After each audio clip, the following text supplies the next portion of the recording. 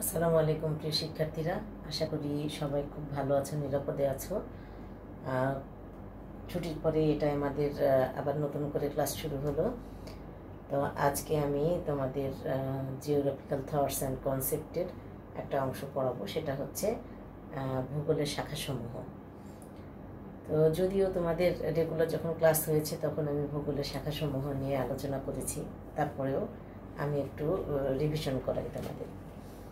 তো ভূগোল হচ্ছে এমন একটা বিষয় যে এই বিষয়ের সাথে তোমার বিজ্ঞান এবং মানবিক উভয় বিষয়গুলোই সম্পর্কিত বা জড়িত। অন্যান্য বিষয়ের সাথে ভূগোল এমনভাবে সম্পর্কিত, অর্থাৎ প্রত্যেকটা বিষয়ের সাথেই কিন্তু ভূগোলের কোনো না কোনোভাবে সম্পর্ক রয়েছে। তো এই বিভিন্ন দিক বিবেচনা করে ভূগোলের আমরা প্রধান দুইটা শাখা বলতে পারি, যে ভূগোলের প্রধান দুইটা শাখা রয়েছে। তো এই প্রধান দুইটা শাখা কি কি? একটা হচ্ছে প্রাকৃতিক ভূগোল আর একটা হচ্ছে মানবিক ভূগোল। এই প্রাকৃতিক ভূগোলকে আবার আমরা অনেকগুলো সাবক্লাসে ভাগ করেছি, উপশাখায় বিভক্ত করেছি। আবার মানবিক ভূগোলকে এরকম আমরা অনেকগুলো শাখায় বিভক্ত করেছি। তো তাহলে আমরা প্রথমেই জেনে নিই যে ভূগোলের প্রধান দুইটা শাখা কি কি।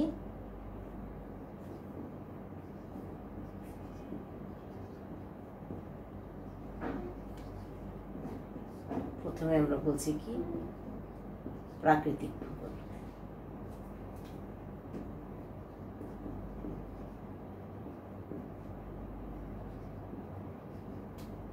আর একটা হচ্ছে মানবিক ভূগোল। তো আমরা মানবিক বা মানবীয় ভূগোল আমরা বলতে পারি। তো প্রথমে আমরা প্রাকৃতিক ভূগোল নিয়ে আলোচনা করব, এবং আজকে আমাদের যে আলোচ্য বিষয় সেটা হচ্ছে প্রাকৃতিক ভূগোলের শাখাসমূহ। নেক্সট ক্লাসে আমরা মানবিক ভূগোলের শাখাসমূহ নিয়ে আলোচনা করব। তো প্রাকৃতিক ভূগোল হচ্ছে এমন একটা ভূগোল যেটা পৃথিবী সৃষ্টির শুরু থেকে চলে আসছে। অর্থাৎ ভূগোলের যে বেসিক ব্যাপারটা বা বেস যেটা, সেটাই হচ্ছে প্রাকৃতিক ভূগোল। এই প্রাকৃতিক ভূগোল হচ্ছে বিজ্ঞানের সাথে সংশ্লিষ্ট।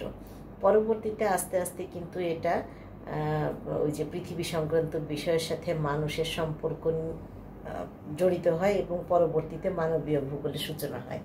কিন্তু প্রথমেই আমরা ভূগোলের যে বিষয়গুলো, পৃথিবীর গঠন, চাঁদের আকৃতি, চাঁদের গঠন, তারপরে পৃথিবীর উপরিভাগের ভূমিরূপের অবস্থা, শিলার প্রকৃতি, পৃথিবীর অভ্যন্তরীণ অবস্থা, এই যে মৌলিক বিষয়গুলো আলোচনা করে থাকি, সেই মৌলিক বিষয়গুলো সবই কিন্তু প্রাকৃতিক ভূগোলের অন্তর্ভুক্ত। তো প্রাকৃতিক ভূগোলকে আমরা বিভিন্নভাবে সংজ্ঞায়িত করে থাকি, বিভিন্ন ভূগোলবিদ এটা সংজ্ঞায়িত করেছেন। তো আমি এখানে দুইটা সংজ্ঞা লিখেছি, এবং সাধারণভাবে প্রাকৃতিক ভূগোল কাকে বলে সেই সম্পর্কেও বলবো। তো এখানে রিচার্ড হার্সনের মতে উনি প্রাকৃতিক ভূগোলকে নিম্নলিখিতভাবে সংজ্ঞায়িত করেছেন। তিনি বলেছেন, প্রাকৃতিক ভূগোল ভূপৃষ্ঠের বৈচিত্র্যময় বৈশিষ্ট্যসমূহের সঠিক সুবিন্যস্ত যুক্তিসঙ্গত বর্ণনা ও ব্যাখ্যা প্রদান করে। অর্থাৎ ভূগোলের যে শাখায় ভূপৃষ্ঠের বৈচিত্র্যময় বৈশিষ্ট্যসমূহের সঠিক সুবিন্যস্ত যুক্তিসঙ্গত বর্ণনা ও ব্যাখ্যা করে, সেটাকে আমরা বলি প্রাকৃতিক ভূগোল। ঠিক আছে? এরপরে আমেরিকান হেরিটেজের বিজ্ঞান অভিধান অনুযায়ী একটা সংজ্ঞা দেওয়া হয়েছে।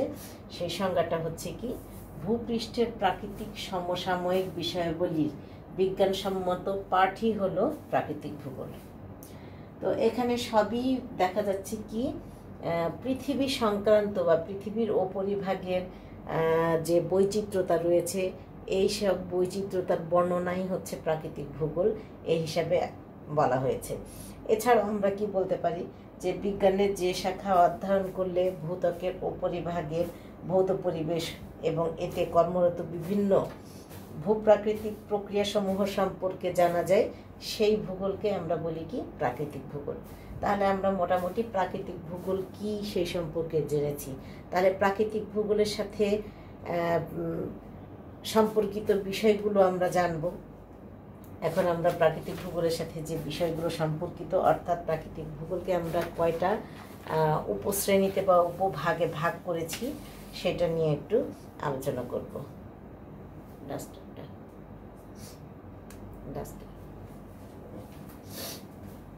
তো একটু বলে নিই, প্রাকৃতিক ভূগোলের কতগুলো সাব ক্লাস আমরা করেছি বা কতগুলো উপশাখা রয়েছে। তার মধ্যে অন্যতম প্রধান হচ্ছে ভূমিরূপবিদ্যা। ভূমিরূপবিদ্যার ইংরেজি টার্মটা হচ্ছে কি জিওমরফোলজি। এই জিওমরফোলজি ল্যাটিন শব্দ থেকে এসেছে। জিওমরফোলজি হচ্ছে জিও, মরফো এবং লোগোস, এই তিনটা শব্দের সমন্বয়ে জিওমরফোলজি হয়েছে। তো জিও শব্দের অর্থ আমরা আগেই জানি পৃথিবী, মরফো শব্দের অর্থ হচ্ছে ভূমিরূপের আকৃতি ও গঠন, ঠিক আছে। আর হচ্ছে লোগো শব্দের অর্থ বর্ণনা। তাহলে ভূমিরূপ বলতে আমরা জিওমরফোলজি আমরা বলতে কি বুঝবো, যে পৃথিবীর ভূমিরূপের আকৃতি ও গঠন সংক্রান্ত বর্ণনাই হচ্ছে জিওমরফোলজি, ঠিক আছে। এখন আমি কি করব, প্রাকৃতিক ভূগোলের যে শাখাগুলো সেই শাখাগুলো লিখবো, তারপরে আস্তে আস্তে সবগুলোর বর্ণনা দিব।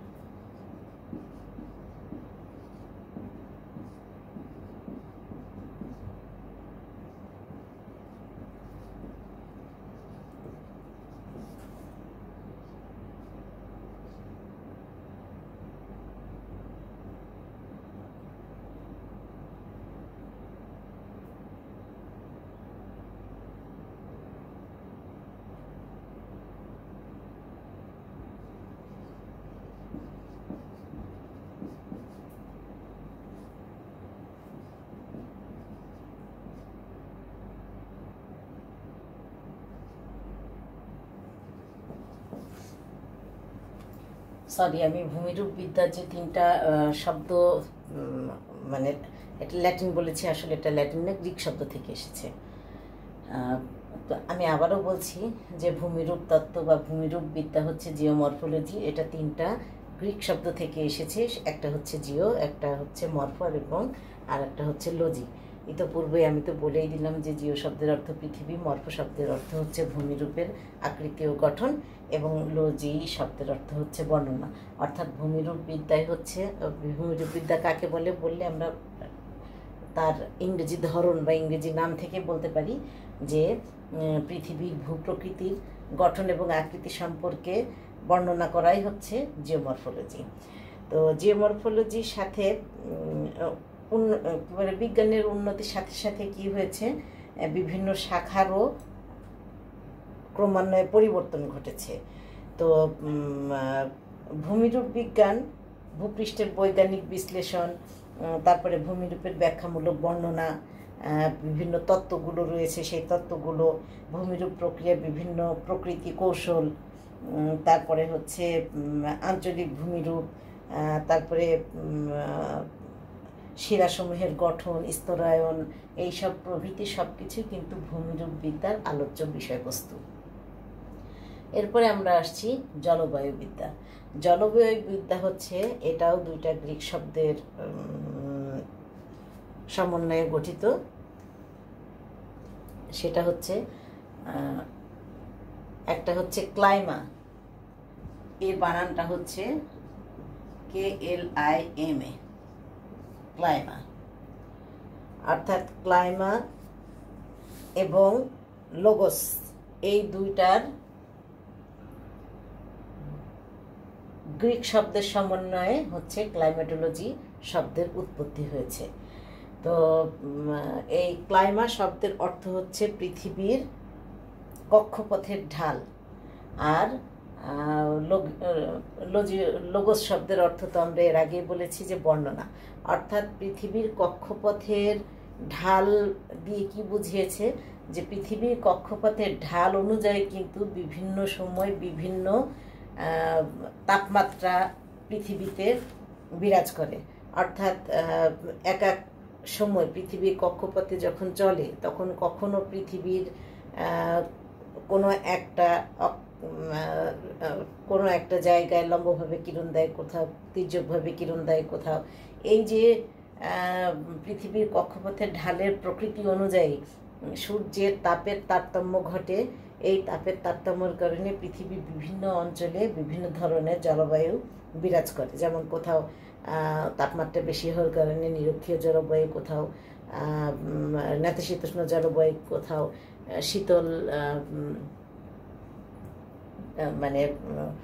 শীতল জলবায়ু বিরাজ করে। এই যে অবস্থাটা, সেটা কিসের ওপর বেস করে? সাধারণত পৃথিবীর কক্ষপথের ঢালের ওপর। সেই কারণে কি হয়েছে, এই ক্লাইমেটোলজি থেকে জলবায়ুবিদ্যাটা আমরা পেয়েছি। অর্থাৎ এই দুইটা গ্রিক শব্দের সমন্বয়ে এই ক্লাইমেটোলজি শব্দটার উৎপত্তি হয়েছে। তো ক্লাইমেটোলজির মধ্যে আমরা সাধারণত পৃথিবীর বিভিন্ন জলবায়ু অঞ্চলের বিবরণ, তাদের বৈশিষ্ট্য, তারপরে মেঘ, বৃষ্টি, আর্দ্রতা, বায়ুপ্রবাহ, এই সব বিভিন্ন বিষয়গুলো নিয়ে আলোচনা করে থাকি। এরপরে যেটা আসছে সেটা হচ্ছে কি, সমুদ্রবিদ্যা।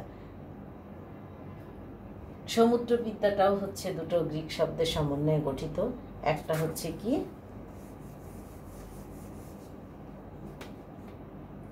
ওকেনস বা ওশেন,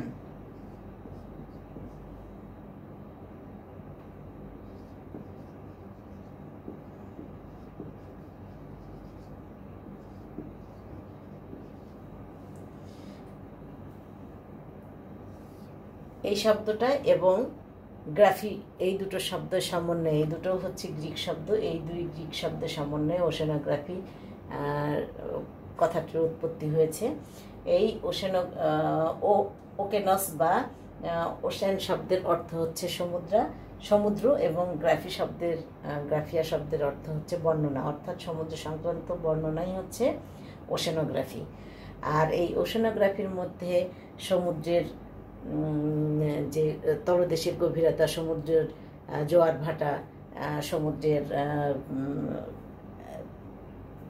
বিভিন্ন স্রোতগুলো, এই সবগুলোই কিন্তু আমরা সমুদ্রবিদ্যার মধ্যে অধ্যয়ন করে থাকি। এটা মানব জাতির উপরে কোন ধরনের প্রভাব ফেলে সমুদ্র স্রোতটা, এই সবগুলোই কিন্তু আমরা ওশেনোগ্রাফির মধ্যে পড়ে থাকি, বা এটার আলোচ্য বিষয়। এরপরে আসছে হচ্ছে পানি বিজ্ঞান। বিভিন্ন ধরনের পানির উৎপত্তি, প্রবাহ, পানির প্রকার, বিশ্ববিন্যাস, তারপরে হচ্ছে নিষ্কাশন ব্যবস্থা, নদীর উৎপত্তি, নদীর পদ্ধতি, নদীর নীতিমালা, নদীর গতিপথ, নদীর গতিপথের ফলে যে বিভিন্ন ভূমিরূপ, এই সবই কিন্তু পানি বিজ্ঞানের আলোচ্য বিষয়। ঠিক আছে, এরপরে আমরা যেটা বলবো সেটা হচ্ছে জৈব ভূগোল। জৈব ভূগোলটার ইংরেজি টার্ম হচ্ছে বায়োজিওগ্রাফি। তো বায়োজিওগ্রাফিতে আমরা সাধারণত বুঝবো কি, জীব বলতে দুই ধরনের বুঝে থাকবো, একটা হচ্ছে কি উদ্ভিদ এবং একটা প্রাণী। এই উভয়ের বন্টনের আলোচনাই হচ্ছে জৈব ভূগোল। উদ্ভিদের এবং প্রাণীর এই দুই ধরনের জীবেরই বন্টন হচ্ছে জৈব ভূগোল। আর এটার হচ্ছে মূল সুর দুই ধরনের, একটা হচ্ছে কি পরিবেশের সাথে, এক নম্বর হচ্ছে কি পরিবেশের সাথে জৈব এবং অজৈব উপাদানের পারস্পরিক সম্পর্ক। ঠিক আছে, কিসের? জৈব উপাদানের দুইটা মূল থিওরি বা মূল বিষয় আছে। তার একটা হচ্ছে কি পরিবেশের সাথে বিভিন্ন জৈব, এবং পরিবেশে কিন্তু জৈব এবং অজৈব উভয় ধরনের উপাদানই বিদ্যমান থাকে। তো এই জৈব এবং অজৈব উপাদানের পারস্পরিক যে সম্পর্ক সেটা একটা। আর দ্বিতীয়টা হচ্ছে কি মানুষের সাথে জীবমণ্ডলের বা জীবের যে পারস্পরিক সম্পর্ক, সেই সম্পর্ক, এই দুইটা সম্পর্ক হচ্ছে জৈব ভূগোলের মূল বিষয়বস্তু। আর এখানটায় আমরা কিন্তু জীব বলতে উদ্ভিদ এবং প্রাণী উভয়কেই বলতে থাকব। আর জৈব ভূগোলের মধ্যে আমরা উদ্ভিদ এবং প্রাণী, অবশ্য ইদানিংকালে এই জৈব ভূগোলকে দুই ভাগে ভাগ করে উদ্ভিদ ভূগোল বা প্রাণী ভূগোল এই দুটোর আলাদা ভাগ করা হয়েছে। এটাকে আবার কি করা যায়, দুটো অংশে ভাগ করা হয়েছে, একটা হচ্ছে প্রাণী ভূগোল আর একটা হচ্ছে উদ্ভিদ ভূগোল। এই দুটোর বিস্তারিত বর্ণনা করা হয় হচ্ছে জৈব ভূগোল। এখন এই দুটো ভূগোল কিন্তু আলাদা আলাদাই আমাদের অনার্স লেভেলে আলোচনা করা হয় বা পাঠদান করা হয়ে থাকে। এরপরে যেটা আসবো সেটা হচ্ছে মৃত্তিকা ভূগোল। মৃত্তিকা ভূগোল হচ্ছে ইংরেজি টার্ম হচ্ছে সয়েল জিওগ্রাফি। সয়েল শব্দটা এসেছে ল্যাটিন শব্দ সোলাম থেকে। সোলাম থেকে সয়েল শব্দটা এসেছে।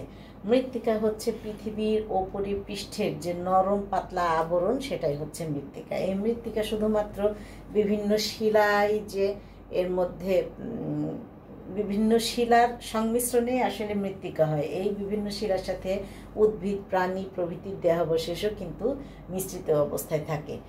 তো মৃত্তিকার যাবতীয় বিষয়গুলো মৃত্তিকা ভূগোলের মূল আলোচ্য বিষয়।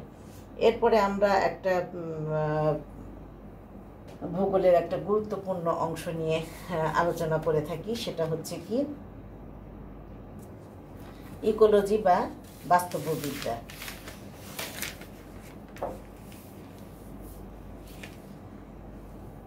জীবভূগোলের বাস্তববিদ্যার সাথে, জীবভূগোল হচ্ছে কি বাস্তববিদ্যার সাথে সম্পর্কিত।